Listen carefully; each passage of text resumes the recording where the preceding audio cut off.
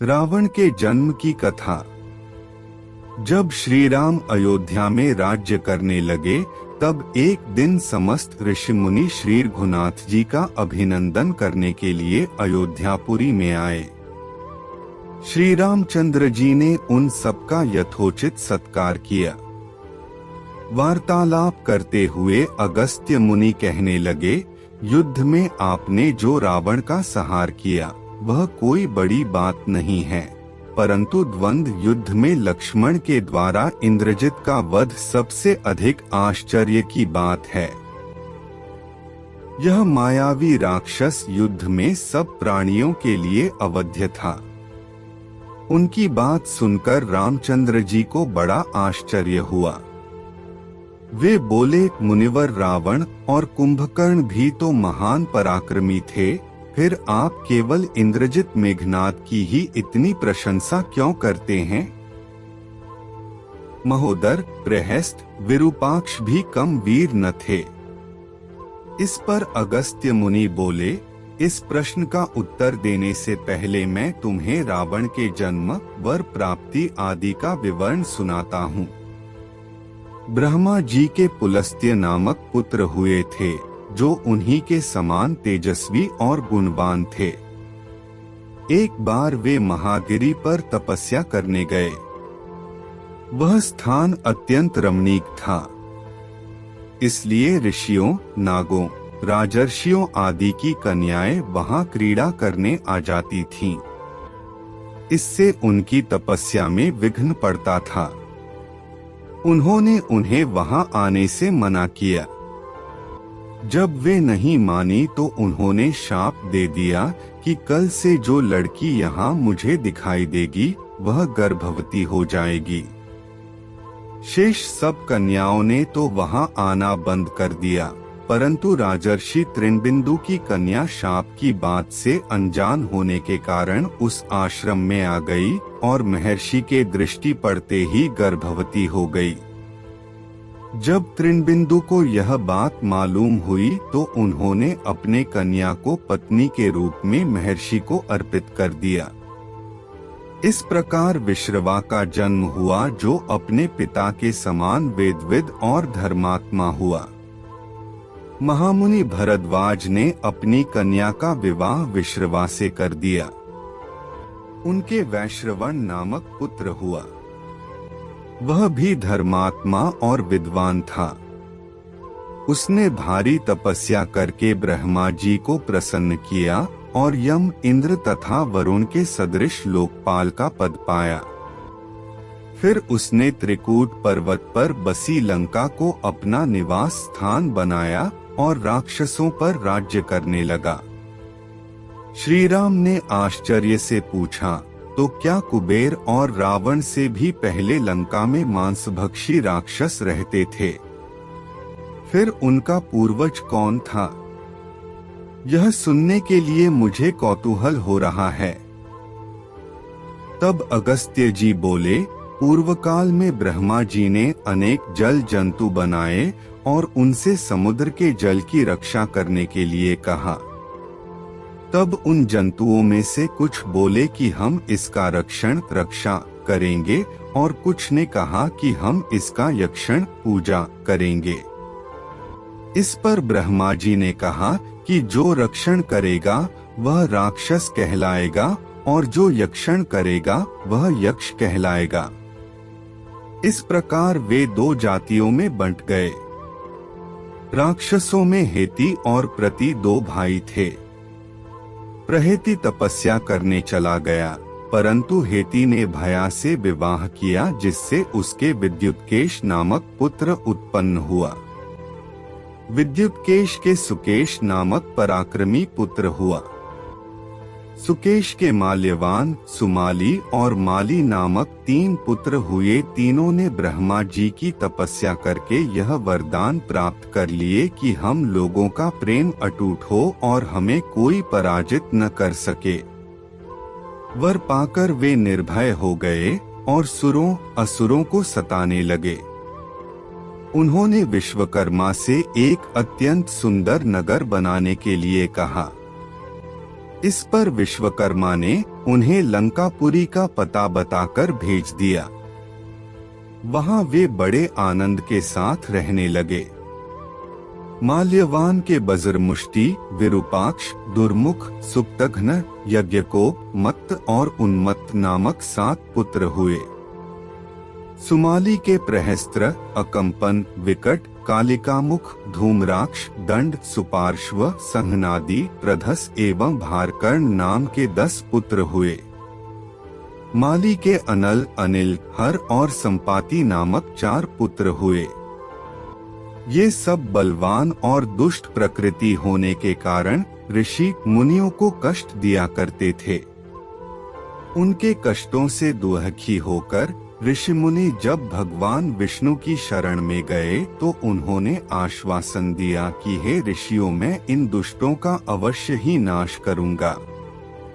जब राक्षसों को विष्णु के इस आश्वासन की सूचना मिली तो वे सब मंत्रणा करके संगठित हो माली के सेनापतित्व में इंद्रलोक पर आक्रमण करने के लिए चल पड़े।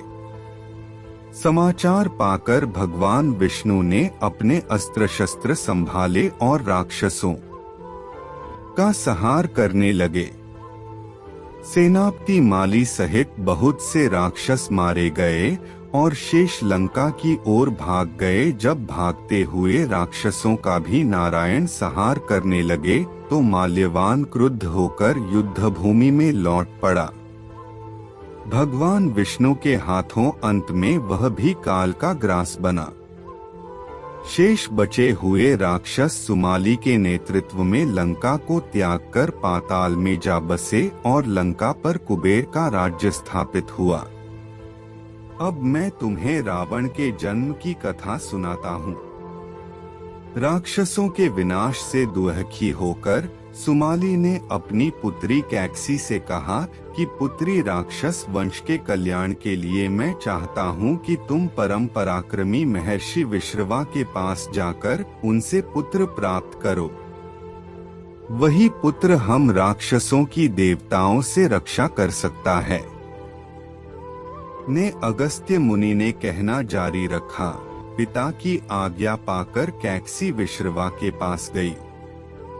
उस समय भयंकर आंधी चल रही थी। आकाश में मेघ गरज रहे थे। कैकसी का अभिप्राय जानकर विश्रवा ने कहा कि भद्रे, तुम इस कुबेला में आई हो। मैं तुम्हारी इच्छा तो पूरी कर दूंगा, परंतु इससे तुम्हारी संतान दुष्ट स्वभाव वाली और क्रूर कर्मा होगी। मुनि की बात सुनकर कैकसी उनके चरणों में गिर पड़ी और बोली कि भगवान, आप ब्रह्मवादी महात्मा हैं। आपसे मैं ऐसी दुराचारी संतान पाने की आशा नहीं करती। अतः आप मुझ पर कृपा करें।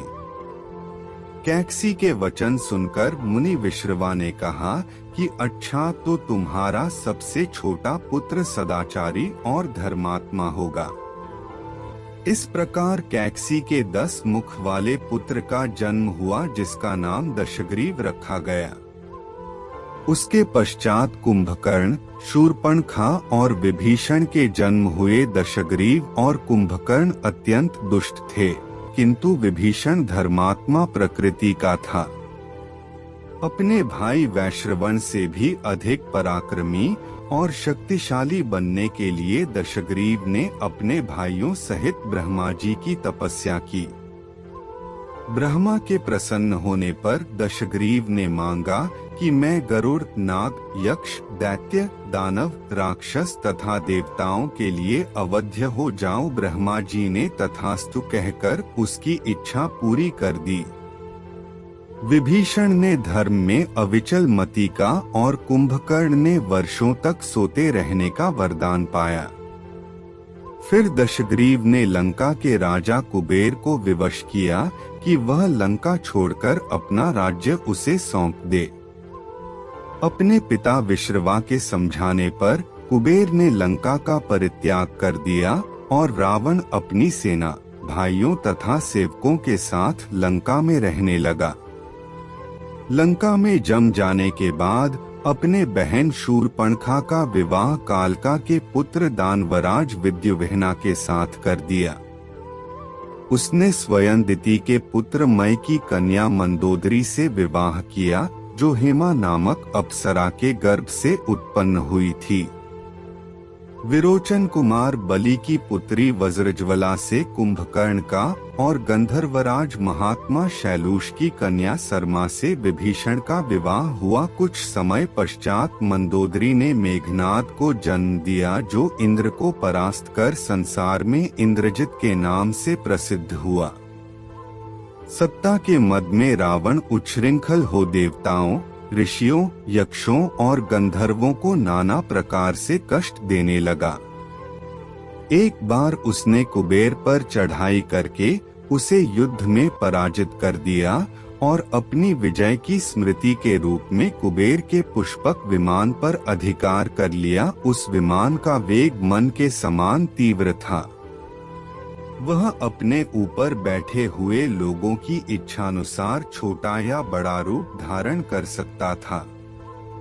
विमान में मणि और सोने की सीढ़ियां बनी हुई थीं और तपाए हुए सोने के आसन बने हुए थे। उस विमान पर बैठकर जब वह शरवण नाम से प्रसिद्ध सरकंडों के विशाल वन से होकर जा था, तो भगवान शंकर के पार्षद नंदीश्वर ने उसे रोकते हुए कहा कि दशग्रीव, इस वन में स्थित पर्वत पर भगवान शंकर क्रीड़ा करते हैं, इसलिए यहाँ सभी सुर, असुर, यक्ष आदि का आना निषिद्ध कर दिया गया है। नंदीश्वर के वचनों से क्रुद्ध होकर रावण विमान से उतरकर भगवान शंकर की ओर चला। उसे रोकने के लिए उससे थोड़ी दूर पर हाथ में शूल लिए नंदी दूसरे शिव की भांति खड़े हो गए। उनका मुख वानर जैसा था। उसे देखकर रावण ठहाका मारकर हंस पड़ा। इससे कुपित हो नंदी बोले कि दशानन, तुमने मेरे वानर रूप की अवहेलना की है, इसलिए तुम्हारे कुल का नाश करने के लिए मेरे ही समान पराक्रमी रूप और तेज से संपन्न वानर उत्पन्न होंगे। रावण ने इस ओर तनिक भी ध्यान नहीं दिया और बोला कि जिस पर्वत ने मेरे विमान की यात्रा में बाधा डाली है, आज मैं उसी को उखाड़ फेंकूंगा। यह कहकर उसने पर्वत के निचले भाग में हाथ डालकर उसे उठाने का प्रयत्न किया। जब पर्वत हिलने लगा तो भगवान शंकर ने उस पर्वत को अपने पैर के अंगूठे से दबा दिया। इससे रावण का हाथ बुरी तरह से दब गया और वह पीड़ा से चिल्लाने लगा। जब वह किसी प्रकार से हाथ न निकाल सका तो रोते रोते भगवान शंकर की स्तुति और क्षमा प्रार्थना करने लगा। इस पर भगवान शंकर ने उसे क्षमा कर दिया और उसके प्रार्थना करने पर उसे एक चंद्रहास नामक खड्ग भी दिया। अगस्त्य मुनि ने आगे कहा, एक दिन हिमालय प्रदेश में भ्रमण करते हुए रावण ने अमित तेजस्वी ब्रह्मर्षि कुशध्वज की कन्या वेदवती को तपस्या करते देखा। उस देखकर वह मुग्ध हो गया और उसके पास आकर उसका परिचय तथा अविवाहित रहने का कारण पूछा। वेदवती ने अपने परिचय देने के पश्चात बताया कि मेरे पिता विष्णु से मेरे विवाह करना चाहते थे।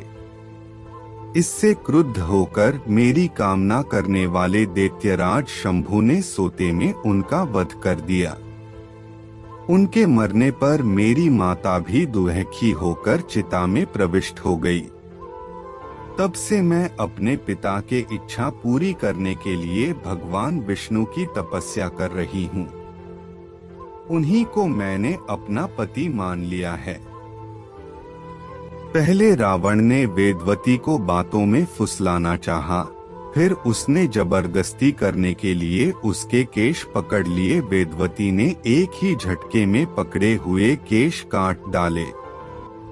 फिर यह कहती हुई अग्नि में प्रविष्ट हो गई कि दुष्ट, तूने मेरा अपमान किया है। इस समय तो मैं यह शरीर त्याग रही हूँ, परंतु विनाश करने के लिए फिर जन्म लूंगी। अगले जन्म में मैं अयोनिजा कन्या के रूप में जन्म लेकर किसी धर्मात्मा की पुत्री बनूंगी। अगले जन्म में वह कन्या कमल के रूप में उत्पन्न हुई।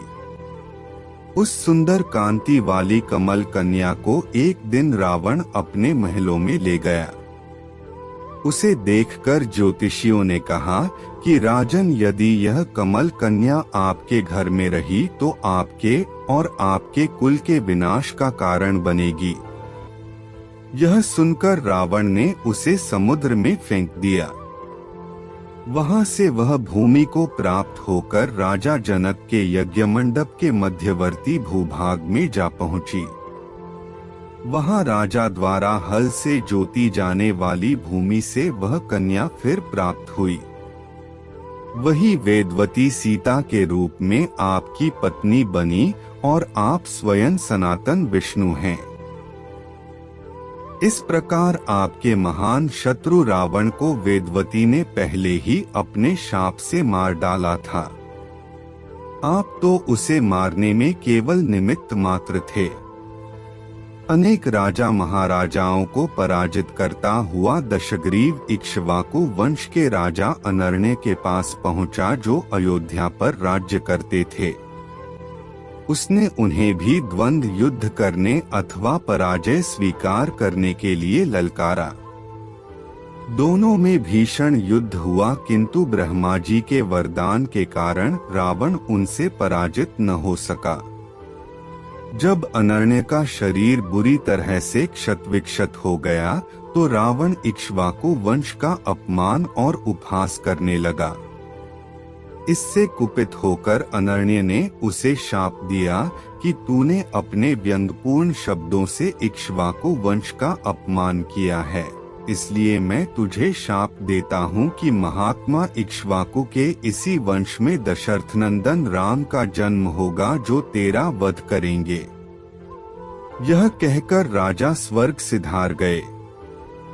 रावण की उद्दंडता में कमी नहीं आई। राक्षस या मनुष्य जिसको भी वह शक्तिशाली पाता, उसी के साथ जाकर युद्ध करने लगता। एक बार उसने सुना कि किष्किंधापुरी का राजा बाली बड़ा बलवान और पराक्रमी है, तो वह उसके पास युद्ध करने के लिए जा पहुंचा। बाली की पत्नी तारा के पिता सुषेण, युवराज अंगद और उसके भाई सुग्रीव ने उसे समझाया कि इस समय बाली नगर से बाहर संध्योपासना के लिए गए हुए हैं। वे ही आपसे युद्ध कर सकते हैं और कोई वानर इतना पराक्रमी नहीं है जो आपके साथ युद्ध कर सके। इसलिए आप थोड़ी देर उनकी प्रतीक्षा करें।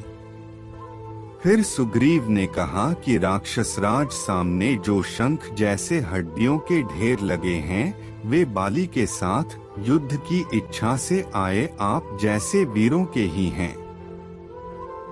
बाली ने इन सब का अंत किया है। यदि आप अमृत पीकर आए होंगे तो भी जिस क्षण बाली से टक्कर लेंगे, वह क्षण आपके जीवन का अंतिम क्षण होगा। यदि आपको मरने की बहुत जल्दी हो तो आप दक्षिण सागर के तट पर चले जाइए, वहीं आपको बाली के दर्शन हो जाएंगे। सुग्रीव के वचन सुनकर रावण विमान पर सवार हो तत्काल दक्षिण सागर में उस स्थान पर जा पहुंचा जहां बाली संध्या कर रहा था। उसने सोचा कि मैं चुपचाप बाली पर आक्रमण कर दूंगा।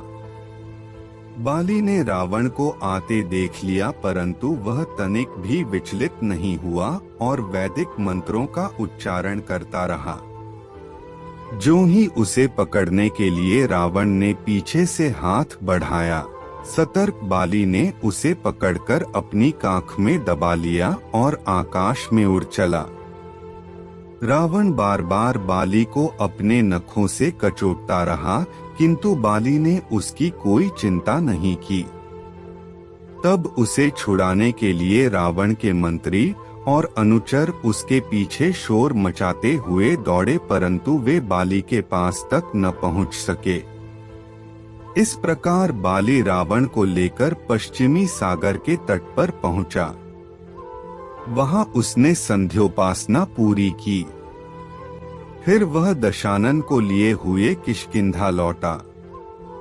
अपने उपवन में एक आसन पर बैठकर उसने रावण को अपनी कांख से निकालकर पूछा कि अब कहिए आप कौन हैं और किस लिए आए हैं। रावण ने उत्तर दिया कि मैं लंका का राजा रावण हूँ, आपके साथ युद्ध करने के लिए आया था। वह युद्ध मुझे मिल गया। मैंने आपका अद्भुत बल देख लिया। अब मैं अग्नि की साक्षी देकर आपसे मित्रता करना चाहता हूँ। फिर दोनों ने अग्नि की साक्षी देकर एक दूसरे से मित्रता स्थापित की।